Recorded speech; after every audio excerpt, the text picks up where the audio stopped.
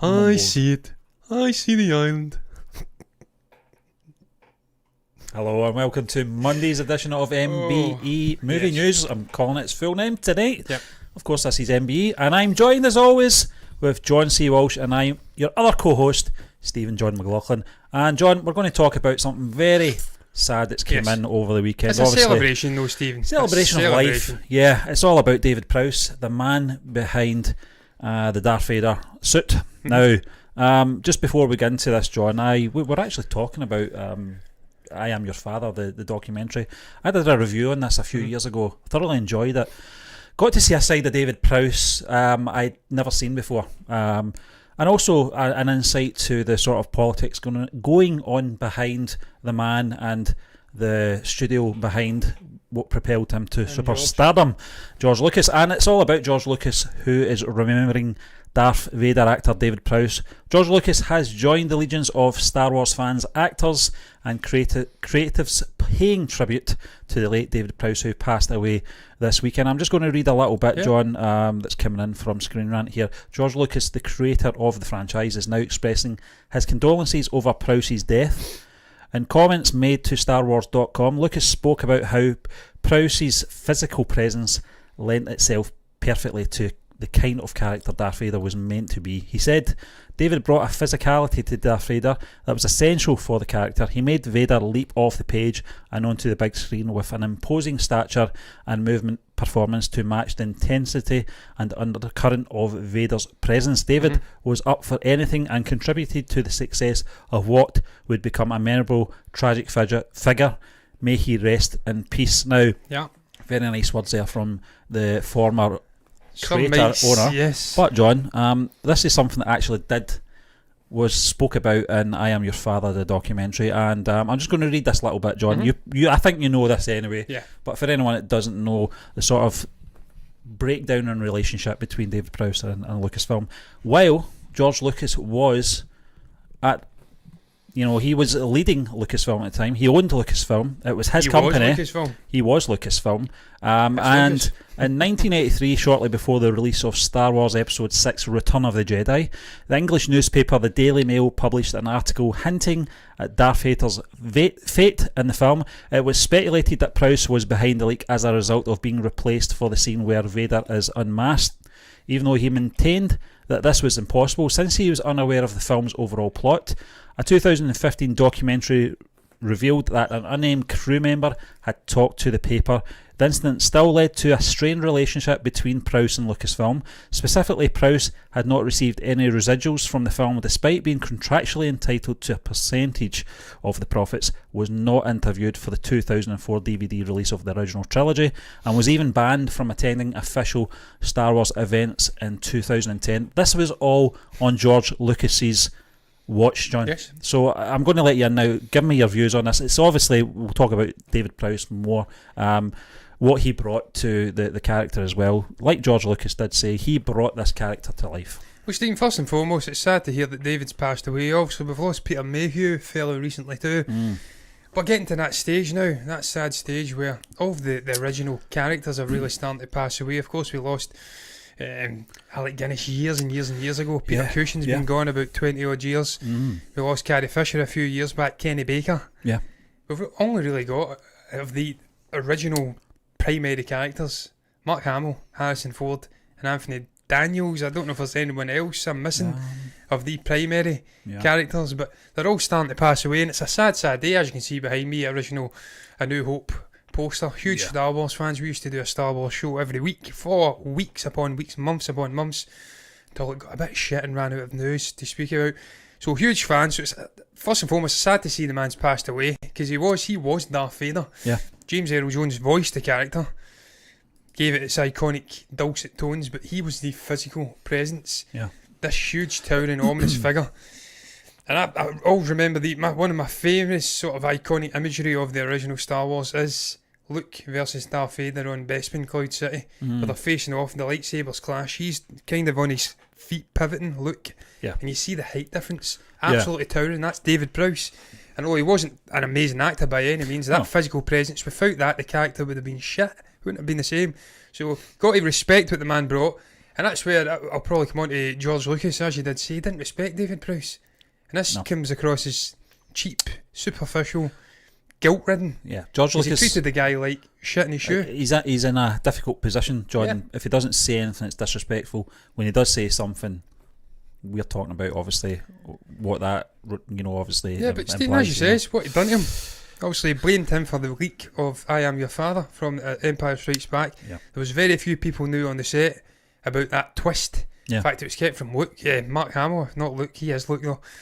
So he obviously blamed him for years and years. That's why he was banned from conventions, stuff like that. He wasn't allowed to do anything Star Wars related. Apart, well, he did go to the convention. It's tragic, he still John. went. It's tragic. But it was down to Lucas and his sort of bitterness. And as you says to me before we came on, it was revealed later on by a cast or a crew member that he couldn't possibly have leaked the information. Gary Kurtz, John. The Gary producer, Kurtz, former producer, the Gary Kurtz, Jesus Christ, who's passed away as well, sadly. He couldn't have leaked it, so it was all misunderstanding. And this guy lost years upon years of potential money making through conventions. And look, man, he lived a great life, 85 years of age. You should be celebrating the man's life. That was good innings, as we like to say over here. Yeah. Well, they like to say probably more down in England because they're into cricket, and that's a cricket term. We're not really into cricket, but it's still invaded our speech up here as well. But good innings for the guy. He lived to a good age, and he was the man who was the road traffic safety guy, wasn't he, from the 70s, 80s? Yeah, Green Cross Code. So man, this guy has been a part of people of a certain age's childhood, part of their lives, and he'll live on, man, through that sort of iconic character, Darth Vader. He'll never die because everyone knows he was behind the mask, even though it wasn't. He didn't voice it. Yeah, and he was terrible voicing it, by the way. Yeah, well, that's another thing. Obviously, his I think his Cornish accent. I can't remember. Bristol, could have been Bristol. Farmer's ready. Yeah, Farmer's ready. I think Darth Vader is such a iconic figure, John, and such a unique character as well in terms of the components that made him the big icon that he is.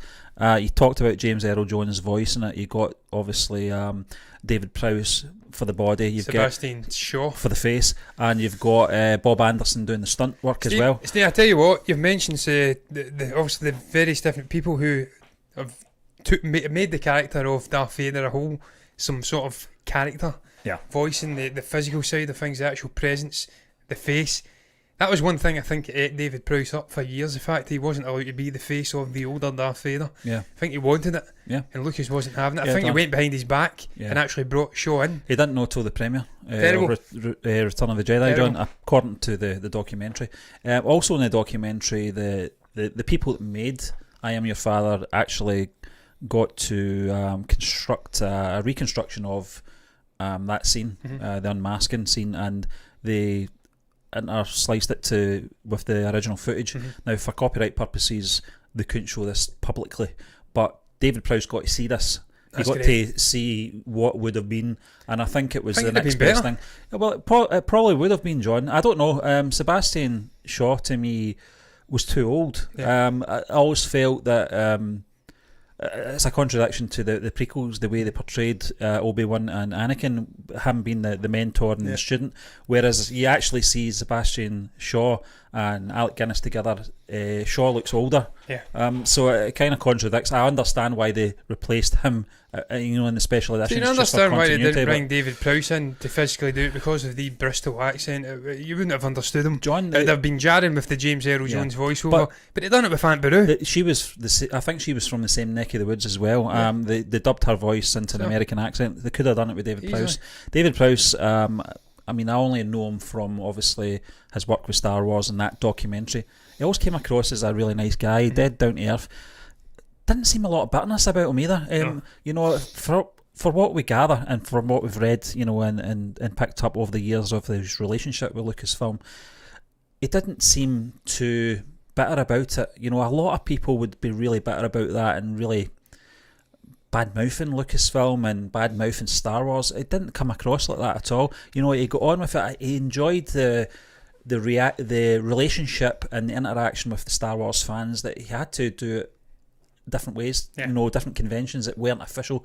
Not having David Prowse at any celebration, and you've got it's a scandal. Bumped his head. Yeah, exactly. It's an absolute scandal, John. Stephen, look, final thing I'll add, you're right.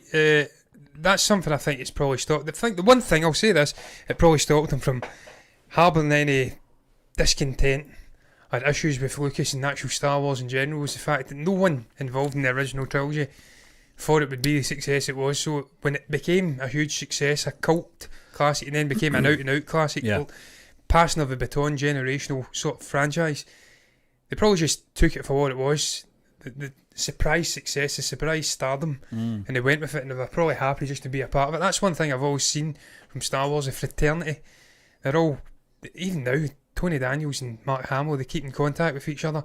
Peter Mayhew, you've seen the way that Harrison Ford was getting cut up when he found that he passed away. That's a superstar. The guy who's been an absolute A-list legend in Hollywood for 20, 30 years, getting emotional about the passing of a guy who was just... He was in a walking dog on these movies. But that's the fraternity, the closeness. So I think that's probably what saved Prowse from being too bitter about it. But look, probably. And he was an absolute unit, by the way. I searched up for images of him when he was young. My God. Yeah, it was Arnie-esque. He trained Christopher Reeve for the role of Superman in 1978 as well, and you can see that in Christopher Reeve's physicality. You know, he's very similar, broad chest, you know, and very sturdy. Absolute unit, you know, and he'll be sadly missed, John. But he will. I'm going to stay on the Star Wars subject. This is just a little thing that came in. We don't normally do art images and stuff like that a lot of the sort of movie websites have been doing over the past 6, 7, 8 months because of the pandemic. There's not a lot of news about, so a lot of fan art's been getting spoke about, etc. And we kind of have saddled that because it's not really news, to be honest with you, but this could happen. This should happen. Yeah. It's all about Tom Hiddleston as young Palpatine, and these art images that have come in. It's fan created, John, and this is coming in from Screen Rant. A new fan created artwork images. Imagine what Tom Hiddleston would look like if he played a young Sheev Palpatine in a Star Wars prequel project. Now, John, it's amazing, and we've always talked about him being cast to play the young Sheev Palpatine. I was about to say Emperor. He's clearly not an Emperor at that stage in his life, but I'll just read this. A very interesting guy, by the way. Yeah, very interesting. Yeah, and this guy. You read the Tarkin novels. Yeah, Tom Hiddleston is made for this role, John. We've got a glimpse of what he is like, obviously, as Loki in the MCU.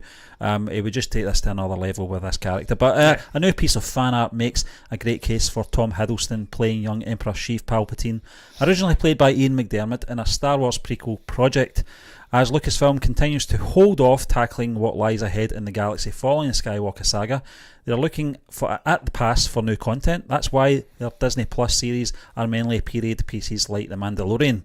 Palpatine was a key figure in all 3 Star Wars trilogies, with the prequels tackling how he became the Emperor in the original movies.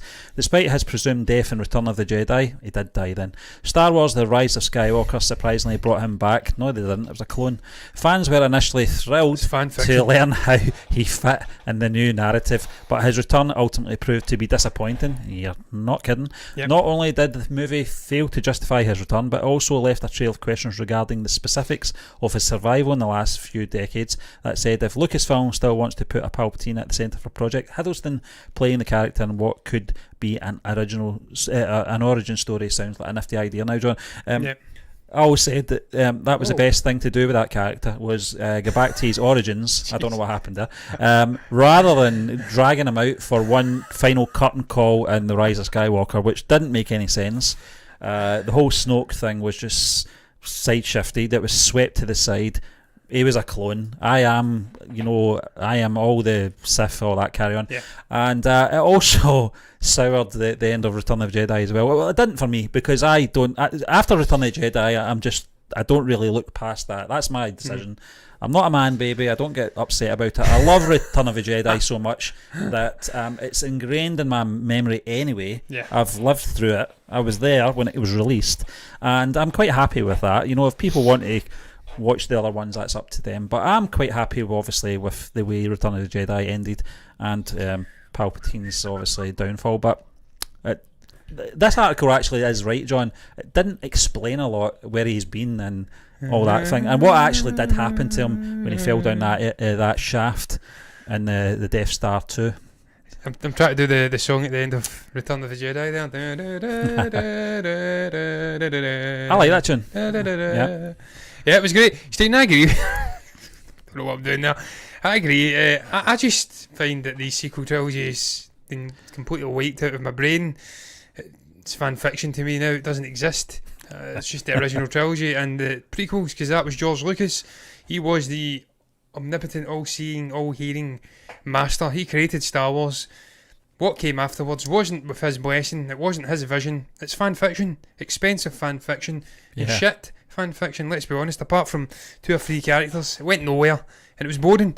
But I tell you what, I'd love to see this, man, because Ian McDiarmid, he's always going to be Emperor Palpatine, Chief Palpatine, Chancellor Palpatine, whatever version of Palpatine. But it's just like I want to see Sebastian Stan coming in and playing Luke Skywalker in The Mandalorian at some point, and I think it's being hinted at that it will happen. That last episode, Ahsoka suggested taking little Grogu, I think his name is now, the child, to a source of power, some planet, put him on the top of this temple or whatever it was, and if a Jedi's feels his force, his being, then it'll come and seek him out. There's not many Jedi left in this galaxy at this point, so I think Luke will appear at some point.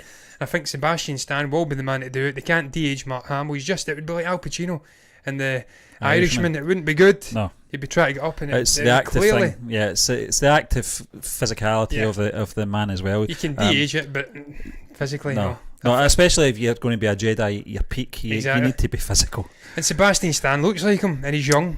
And they can do magic. This studio have already proven with Robert Downey Jr., with Michael Douglas, with all these other, Kurt Russell in Guardians Volume 2 as Evil. Love that movie because I love Kurt Russell. And I need to watch that Christmas thing you were talking about because Kurt Russell's in that. Yeah, Chronicles, yeah. So what I'm saying in a sense is, even though these characters are synonymous with one particular actor, it doesn't mean that they should be scared to take another character or another actor in. They've done it. And do a younger version of it. They've done it already with Princess Leia, kinda. They brought in someone, and also Obi-Wan Kenobi. Obi-Wan Kenobi, yeah. Also, Ewan McGregor, you're absolutely right. So there's precedent there.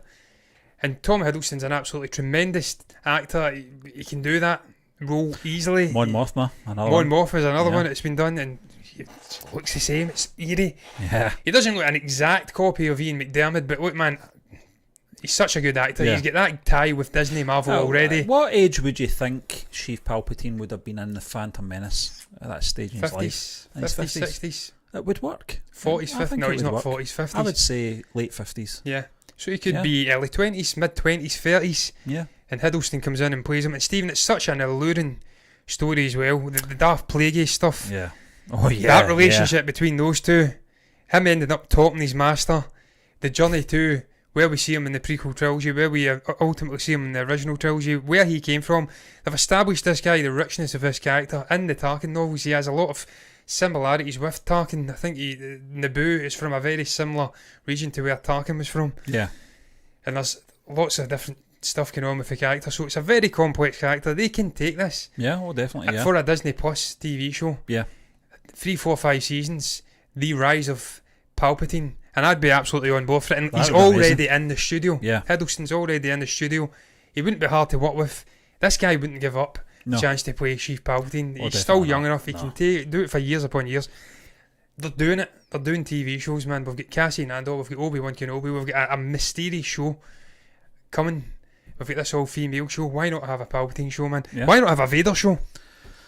I'm getting it, man. I don't know. Why not having a Show-Katana show with Rosario Dawson? Apparently people were upset, incidentally, about Rosario. Strange. I don't know. I think it might have been down to appearance more than performance, John. I'm not sure. Really? You know those... I thought they were just upset. I don't know what you call those things. Reason. What's those things that hang down? I don't know what they're called. Neck tails. Head tails. Head tails. Yeah, worm heads. I don't know. A lot of people had issue with the sort of length. It did look foamy. Yeah. It looked foamy. She was sitting so did Bib Fortuna's. Yeah. But she was sitting at night speaking to the Mando with Grogu, and it was meant to be wrinkles, but it looked foamy. Yeah. because clearly she had a helmet on. Yeah, I love her. I think she's the perfect person to play the role. I think they've chose wisely with the casting there. And Stephen, not sidetracking. No. Do you think we'll get a Ahsoka Tano? I was just going to say, John, I hope we do. Yeah. I really do. I hope we do, because it's an interesting character. It's an established character as well. It's not a character that's been plucked out like a Rey Skywalker. This is a character that's been developed for the last 15 years or so, maybe more. And not just that, Dave Filoni. Yeah. Finally, he's cutting his and teeth in live action. The character. Yeah. He knows the character so well, John, and the history and the tragedy behind the character as well could carry that into a television series. I'm happy to see the Mandalorian utilising these characters to give them a platform and then open it up from there. I think we will see it, John. I think the way Lucasfilm's going as well, Kathleen Kennedy in particular I think she would jump, obviously. Stephen, that's a natural female character. Yeah. It's not forced diversity. Yeah. It's a character, as you say, is established. Yeah. It's likeable to most of the fan base. She was great in the Netflix, the actual Rosario Dawson. The actual, as a night nurse or whatever she was called. She was great in them. I always look forward to seeing these episodes of Daredevil and Luke Cage, etc. So I think the casting's been perfect for her as well. See, I tell you, final thing I'll say, we're definitely getting an Ahsoka Tano series. I know for sure, because the side arc in that episode, she mentioned Thrawn. She was looking for Thrawn. She got it out of one of the characters. It's Thrawn she was after. And then we might get a television series with him. We'll get a TV show with Thrawn and Ahsoka Tano. It's amazing, isn't it? And it all interconnects in beautifully. I think it's going to be magic. John, I think that's the future for Star Wars. I think, I would just leave the films now. I think, they're done and dusted with Skywalker stuff. Predominantly the Star Wars fan base are done with that story now anyway. They probably were done after The Last Jedi, but I think that they've done all they can with that, so I don't think we really need to see any films anytime soon. I think most Star Wars fans are very happy with what they're doing with The Mandalorian, and I'm sure Cassian Andor series will be amazing. Obi-Wan series as well, despite what they're saying about having that top sort of billing with But listen, we'll just have to wait and see, and then we can judge it, I suppose. But we're going to move on, John, to our next topic. It's a Thor 4 director fuels speculation for Idris Elba's return as, is it Heimdall? Is that how you say it? Heimdall, yeah. Heimdall. Images of director Taika Waititi and Idris Elba spending some time together fuels rumours that Heimdall will appear in Thor Love and Thunder. Maybe somebody can correct me, but Elba's stint in the MCU may not be totally over yet, John. Waititi's latest social media post may be an indication that Heimdall is due for an appearance in Love and Thunder. In an image posted on the filmmaker's official Instagram account, he and the British actor visited the New Zealand All Blacks rugby team just last weekend. Considering that filming for Thor 4 is just around the corner, some are taking this as a sign that Elba is hanging out with Waititi because he's also in the film. Check out the photos below now. Not much social distancing there, is there? The photos are that way to me. Yeah. So there's, John, it's all speculation, but I'd love to see the guy back. I really would. He's a great character. He was. Would I say he was missed in Ragnarok, that's the one. Probably not. I think the way that story went anyway, we were mostly away from the usual haunts anyway in that film. And so, they'd have had to have died. Yeah. In that as well. Yeah, exactly. She wasn't going to save him. No, not at all. Carol Urban kind of...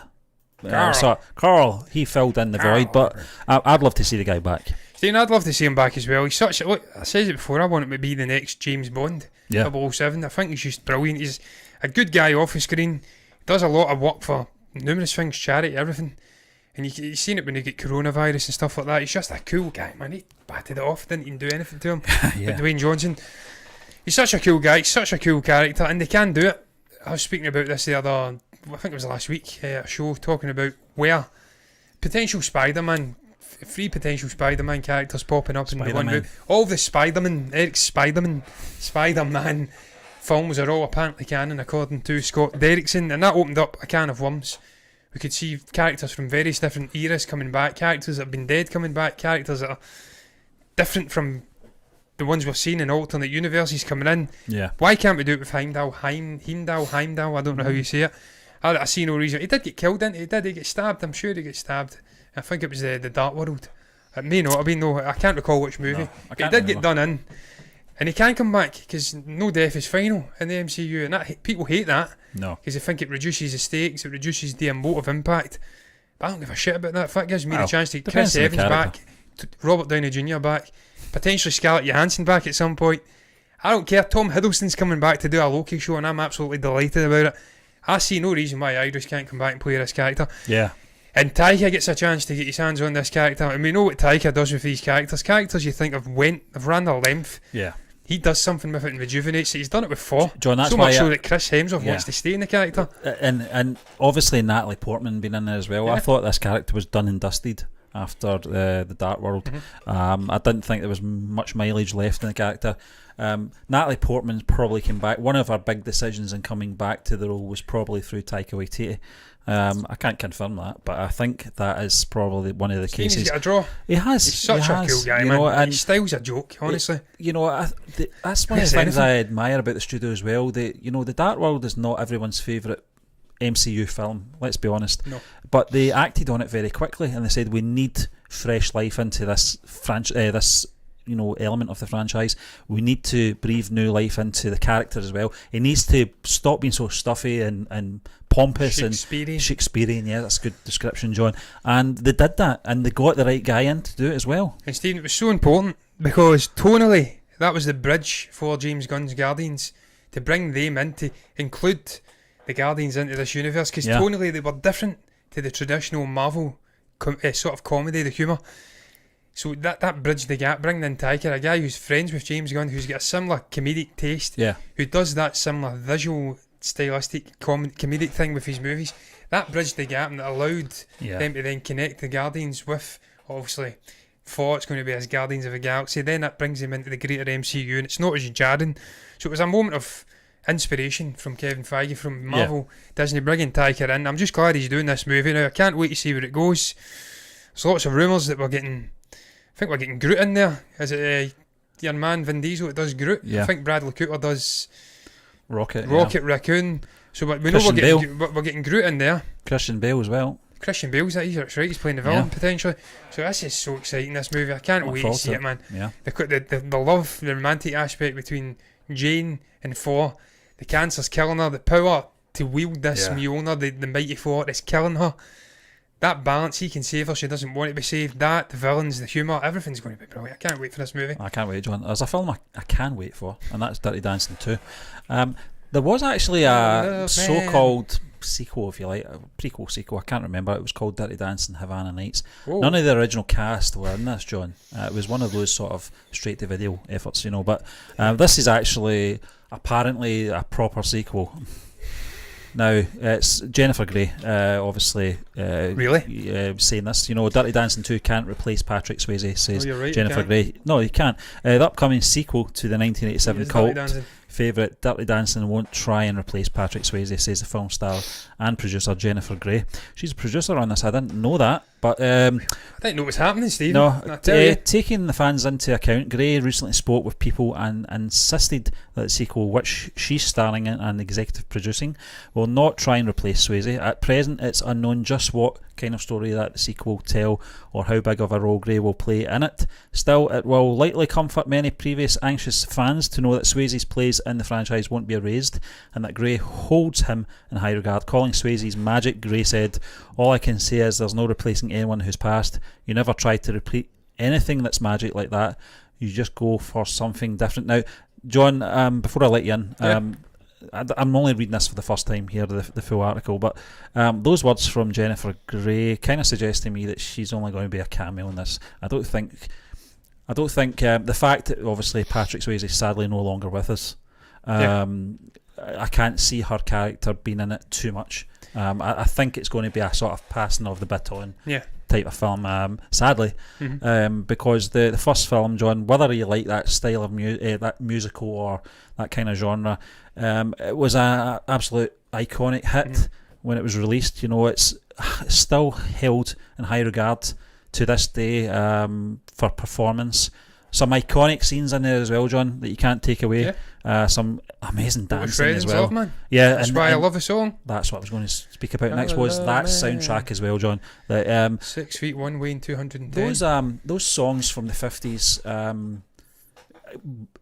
They breathed new life. Thanks to that film, a lot of kids my age. I was 13, 14 when this came out. learnt all these songs that were obviously oldies at the time, still are, surprisingly. It's just, as much as I'm not a big fan of the film, in the sense of I would sit down and watch it, I've seen it. I don't think it's a bad film. It's an enjoyable film, I would say. A film of its time, Steve. And it's also got a good message in there as well. Yeah. But what's your thoughts on this, John? Is this a film they should have just maybe not bothered doing? It's been such a long time since the original film. Patrick Swayze is no longer with us, sadly. Jennifer Grey, I honestly don't know what she's been doing over the last 30 years. But producing apparently, yeah. That's what Stephen. That's what you have to do. I've said it before. That's what the likes of Michael B. Jordan, Margot Robbie, they'll get their heads screwed on because they know that there's a finite amount of time to do a specific type of role in Hollywood. Once your number's up, it's up, and it's usually they've got about 20 years left of acting. But when it's up, it's good to have a second sort of career in the bag. And producing certainly the go-to one. If you can't do script, what was it? Ghostwriting. Carrie Fisher done. She went in and I think she was a script doctor, and she was apparently very good at it. So it's pays to have multiple skills within Hollywood. So she's done well to go off and do producing. That's something that not a lot of actors do. But I'm getting sidetracked. I'm talking about Jennifer Grey. I don't really care about that. This movie's a terrible idea, Stephen. It's not going to be a success. The reason that Dirty Dancing was a success because it was a movie of its era, 1980s. I think back to then. I wasn't alive then, but growing up in the 90s, watching these movies, there was waves of movies like this. Yeah, just similar themes, similar tone, similar visuals, similar soundtracks. Footloose. Hundreds of movies, not hundreds, but at least half a dozen to a dozen movies like this in that decade. They don't evolve well into different decades. I can't see how a Dirty Dancing sequel Save the Last Dance. That was not bad. That was from 20 years ago or something. Yeah, it was the early 2000s, I think. Yeah, that was not too bad, but it's different. That was a unique story. This is always going to have the gorilla on its back of the original Dirty Dancing, Patrick Swayze. And if you ain't got Swayze, you ain't got his charisma, his charm, everything about him, you're screwed, man. We've seen it with Predator. They've tried to replace Arnie with this other guy, Boyd Holbrook, I think he is. He lacks the presence, he lacks the charisma, he lacks that sort of drawing your eyes to him when he's on the screen. In the movie, it fails because of it. It lacks something palpable. And it's going to be the same with this. I understand it's going to be a passing of a baton, potentially, like the Ghostbusters movie we're getting with your man, I can't even recall what his name is, who's making it, Zeitman or something. What's his name? It's Ivan, and I think it's his boy. His son, Yeah, he's making it.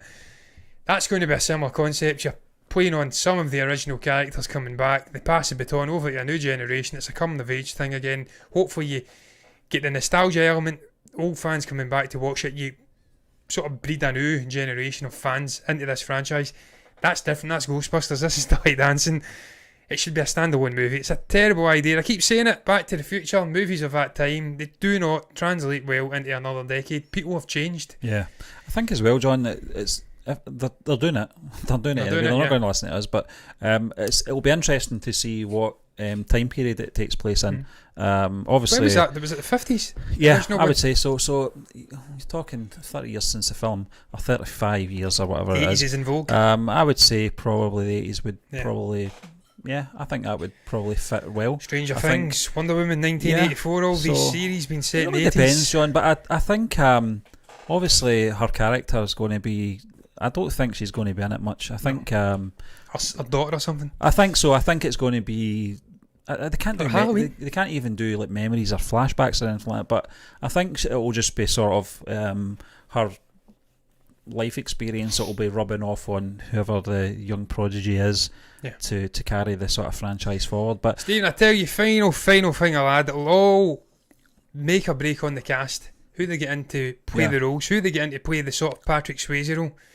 It needs to be someone who's got charisma off the Richter, because I can't recall who it was. It's a famous actor from the 80s. He was on Joe Rogan and he spoke about Swayze. Apparently just a totally unique guy.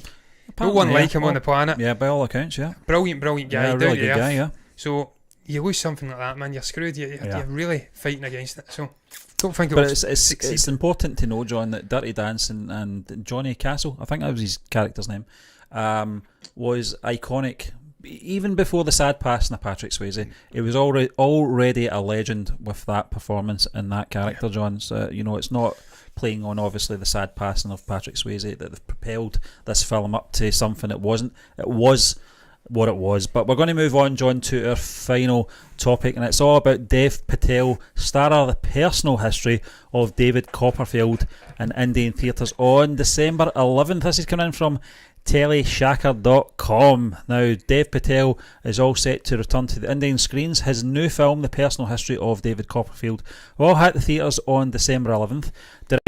Directed by Armando Iannucci, the film is a modern take on Charles Dickens' popular literary classic. The plot revolves around Dickens' iconic hero, David Copperfield, who transitions from a penniless orphan to a flourishing Victorian writer. While Patel plays the titular character, the film also stars Hugh Laurie, Tilda Swinton, Ben Whishaw and Benedict Wong. Earlier in an interview, Patel had said he'd accidentally elbowed Swinton in the face while working on the film. I accidentally elbowed Tilda in the mouth, People.com has quoted Patel as saying, "I was so nervous, it was my first scene with her.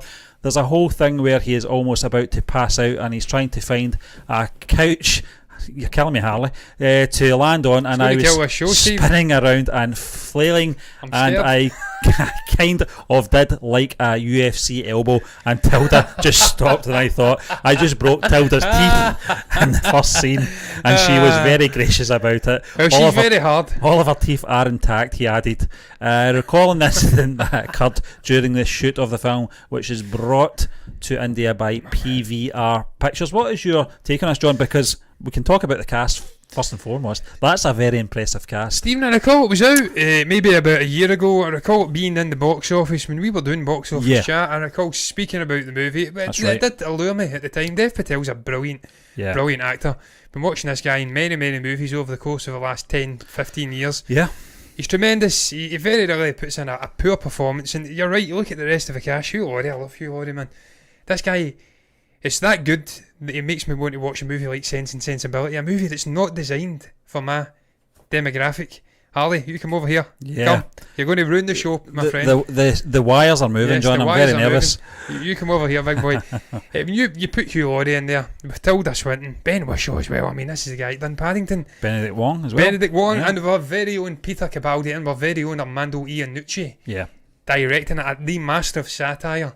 You mix all of those components together, you've got a movie that interests me, and I like a good period piece, and it looks like a period piece. Yeah. And Tilda Swinton can do a mean Scottish accent, by the way. She done it in the Dead Don't Die with Adam Driver's about to say Sandler. Yeah. And who else was in that movie? Woody Harrelson? Bill Murray. It was Bill Murray, yeah. Yeah. Talking shite. But look, it looks very interesting, and it's intriguing that he's getting back to Indian screens as well, because he was Slumdog Millionaire, wasn't he? He was, and it was an amazing performance again. Yeah. So I don't know how much he's over with Indian audiences, perhaps, if anybody's Well, I don't know what the delay is either, John. You're right, it was made last year, so I don't know what. It's obviously coronavirus that's delayed its release in India, but it's good to see it's getting a screen in there. It's good to see it's going to get a release. How widespread a release is another thing, but it's good to see. You're right. I think excellent cast, but touching on Iannucci as well, John. He's a fantastic. He's a fantastic director. He's a fantastic. Death of Stalin? Yeah. He's a fantastic writer as well. So it's a film I want to see. I don't know where it's available here, but I'm pretty sure we'll be able to get a hold of it somewhere. It's been out a year, John, so I'm looking forward to seeing it when I can see it. Steve, I'm going to have a quick look here, and it's actually on Amazon Prime Video. So there you go. We have access to that movie. So I'll need to watch it. It's got great ratings, 92% rating on Rotten Tomatoes. So this is something that intrigues me. Yeah. And as I says, when Armando does anything, I'm always on board, because he's a good Glaswegian. He's a good Scotsman. You work with Steve Coogan. What more do you want? An absolute legend of a guy. Capaldi as well, he's worked with. Capaldi, yeah. But wait, the thick of it's amazing as well. Jesus Christ. What a character that Capaldi character was. The amount of swear words. It's like a man off my own heart. I'm not doing shows, I swear a lot, guys. I tell you, I keep a lid on it. It's very hard. Very, very hard. But look, that's going to round the show up. I'm done speaking. Before I dig myself a hole and end up swearing, I've done it before accidentally on shows and it didn't end well. What is your thoughts on the topics we touched upon? What do you make about the sad passing of David Prowse, a man who was the physical presence that was Darth Vader? Good name. What do you make about the passing of that man? and the sort of guilt-ridden eulogy from George Lucas. What do you make about the concept of a Tom Hiddleston Emperor Palpatine, Chief Palpatine prequel story, perhaps Disney Plus TV show? If you've got anything to say about that, you can comment below. What do you make about 4 potentially Heimdall, whatever his name is, Idris Elba, whatever his name is, coming back to play the characters? That's something you're intrigued by. Finally, you want to see a Dirty Dancing sequel that's not featuring Patrick Swayze. What do you make about Dev Patel hitting the Indian screens once again? You can comment below if you've got anything to say. You can also like the video if you've enjoyed it and subscribe to the channel if you want to see us speaking about movie news again. If you do, that's what you'll get. You'll see more movie news. That's the whole reason d'etre behind a subscribe button. But look guys, until then, I'm going to round the show up by saying bye-bye.